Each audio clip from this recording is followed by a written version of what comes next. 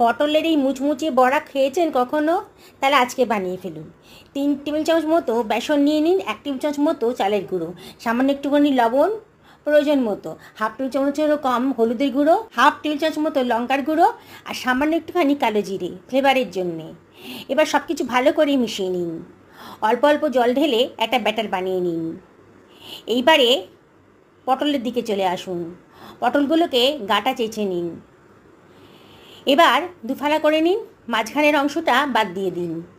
এবার পটলগুলোকে খুব পাতলা পাতলা করে কেটে নিন, নিচের অংশটা কিন্তু জুড়ে থাকবে। সব পটলগুলো কাটা হয়ে গেছে। সামান্য একটু হলুদ আর নুন দিয়ে মাখিয়ে নিন। তৈরি করে রাখা বেসনের ব্যাটারের মধ্যে দিয়ে দিন 1 টেবিল চামচ মতো সুজি আর 1 টেবিল চামচ মতো সাদা তিল, একটুখানি খাবার সোডা দিয়ে একটু জল ঢেলে অ্যাক্টিভ করে নিন। বেসনের ব্যাটারে চুবিয়ে পটলগুলোকে ভেজে নিন। দারুণ মুচমুচে পটলের বড়া রেডি। অনেকেই হয়তো এরকম রেসিপি খায়নি।